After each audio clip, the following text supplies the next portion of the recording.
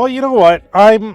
There's a lot of talk going on right now with this whole GamerGate 2 scenario, Sweet Baby Ink that has bubbled over, and just everything I am seeing online. I have a Twitter account. I'm tweeting out there, and I'm adding a voice to whatever it might be at this point. Now, I am a very small creator. I'm at about 2,300 subs on this channel, and I thank every single person that sits here and subscribes to the channel. And I think if you're seeing this video and you're here for the first time, I think you need to subscribe to the channel, because I'm going to try and give more context on what's going on. I have seen the fallout. I didn't take part in anything that happened with the 2014 to 2016 GamerGate scandal that happened. That situation that happened back then, I've learned quite a bit of how that played out, and one side says one thing, one side says another. And now we're living in the new version of it that still has ties to that original scenario, that original version of it, where it's still the same mantra going on, saying one side is a harassment campaign, the other side is saying, no, listen, we're the gamers. We're trying to play the games we want to play. We just don't want these shoehorns or suddenly new things added to the game that just don't make any sense. The narrative designs that get pushed ahead has now been uncovered that it's being funded by government entities. Namely, we have Homeland Security sitting there funding all these other journalist-like companies and funneling the money down to this narrative design. So one side is telling you that, oh, all the gamers are extremists. The other side is saying, oh, these gamers are harassing us. Meanwhile, you have a company as the narrative design team telling the video game developers that if they don't do what they tell them, the journalists and the gamers are going to revolt against them. So where are we today? Well, now I'm just sitting here looking at all the coverage. I can sit there, I can cover more stories on this situation.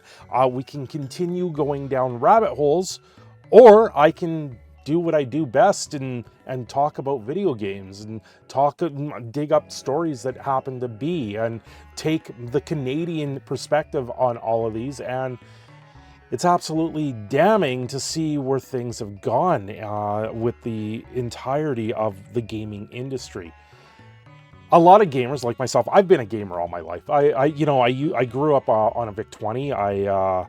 I played Donkey Kong on the little arcade game that you used to have. I used to have an Atari. Oh, I still have an Atari, actually. I have a Super Nintendo right next to me. I bought my first Super Nintendo when I was 11 after selling the newspaper door to door and raising up the $125 Canadian that it cost at the time. That was on sale at Costco when I was taken there to actually buy the game system.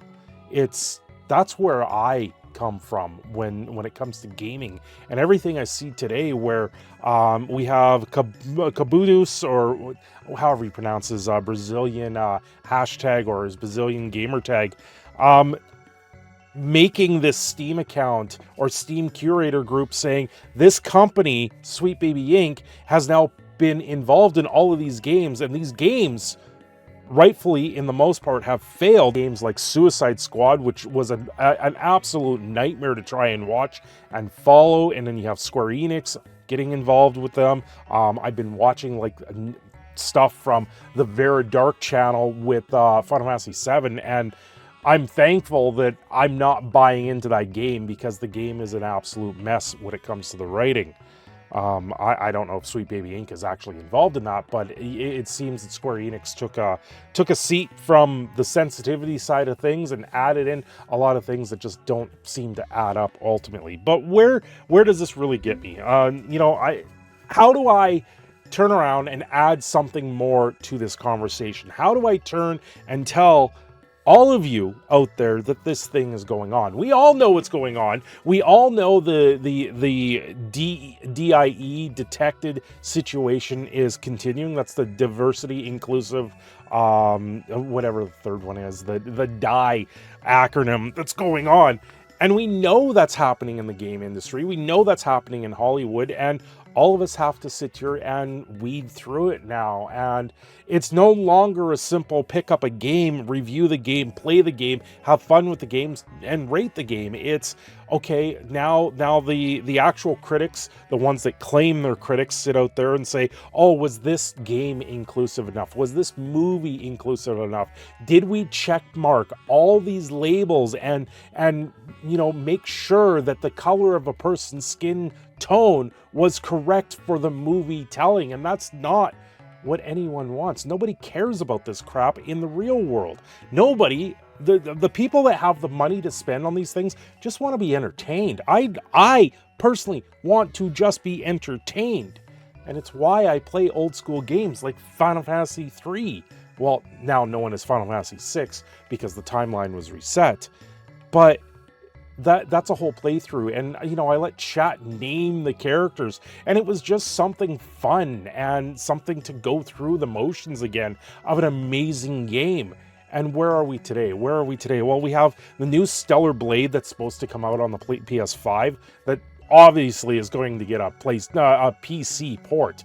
And you've got people saying that the game is now just made for creepy men in their basements, ultimately because they show off some buttocks. But then everything that gets praised is like a game like Baldur's Gate 3, where you can have sex with a bear, or the NPCs just want to jump your bones, worse than going through a nightmare scenario of doing a research online paper of what would it be? Naked adult content? That's kind of where it lies, and then we go back and talk about the Tifa controversy with the 4 years later, where they cover up, put on an undershirt, or for what? And then everyone starts to scream about it, and it gets removed as people try to reverse that and go back to the original way. Now we can't have the games that we originally paid for with something that no one really cared or noticed in the first place until it got covered up. The self-censorship is absolutely astronomical. I sit here on this channel and I self-censor myself just to stay within the TOS of YouTube, where it doesn't get completely taken down. There are some days where I sit here and I just shake my head and I swear and I go up and down, but in all intents and purposes, I'm not getting upset. I'm not getting like this triggered over these games. I just see something, I talk about it, and I'm like, this is what comes to mind. Let me talk about financials on a video game site that doesn't include a video game for whatever reason. But apparently doing that, showing some napkin math, really gets people upset. But where does that leave me? Now I'm at a crossroads. I can now sit here, I can continue covering the Sweet Baby Inc., the GamerGate stuff, or I can just step aside and let all the other channels that now are drowning me out as a 2,000 sub channel, let them just continue to tell the story and see where this unfolds. This whole controversy in gaming right now has ballooned to a point that no one knows where it's going to lie. No one knows where it's going to go. You've got Homeland Security, you have the FBI, you have governments getting involved. Where does it really lead to? At one point, I'm sitting here going, well, should I be contacting my MLAs, my MPs in government to say, listen, these things are happening, there needs to be some sort of regulation? But then on the other side of the coin, they want the regulations over the video game industry so they can stop these games from being made and have more control. And now you're caught in a catch-22. You're damned if you do, you're damned if you don't. If you talk about it, you get labeled a bigot, you get labeled that you're covering misinformation. But if you don't talk about it, then you have your peers talking down upon you, and where does that really lead to? Sweet Baby Inc. is one of the most evil things I have seen in the gaming industry, where you have literally Kim Belair of the CEO of the company sitting there telling people that they're going to terrify developers into accepting their mantra. That's not anything healthy for the industry. That's a cult-like atmosphere, and that's something that's like dictatorous. It's authoritarian, and it's them saying, if you don't pay attention, if you don't do what we're telling you, then we're going to do it anyway, and now you can't change it anyway. Well, that's part of the problem. Taxpayers' money is now pushing this forward. Where does this really leave us? And that's the crossroads I find myself in. It's, you know, I just want to sit here and play a game and have some fun. But at the same time, I don't mind talking about these things. I don't mind sitting here in front of a live stream and saying what's on my mind and talking about these things and just going off and whatever, because it's entertaining. It's fun. You know, there's been days throughout my life where I've gone off about things, and I get a lot of laughs about it because I have a different perspective than a lot of people. And, you know, I've played video games all my life. I see a lot of people talking about, what is it, the Daily Wire with Matt Walsh, and I just sit there and I look at it and I'm starting to research it, and I'm like, there's nothing really here to talk about other than Matt Walsh being a tourist. The guy doesn't play games. The guy doesn't think that playing games is anything beneficial. Well, I gotta tell you right now, without video games, without Dungeons and Dragons, I probably wouldn't be here today. I probably would have walked head on first in front of a car a long time ago. But where I am today, where I once was, is a much different scenario. You know, I'm a kid that grew up on the streets, that grew up, learned how to be an adult, picked up a career, became an electrician, and joined into the trades and actually built something with my life. I've got a family, and it's a lot of fun in that sense. And, you know, I started doing the YouTube stuff as a hobby to supplement my gaming. And that's where I am today. I don't care what you put in your game. Just don't make me foresee and push the narrative down on me and telling me that I'm doing the wrong thing by playing a video game. And that's where we're getting the horseshoe theory at this point, where both sides of it is saying that, yeah, if you play video games, you're just a child. Well, you know what? What's life without some fun? It's just life then. And then you go through a boring mess. I have fun playing video games, much as a lot of you do.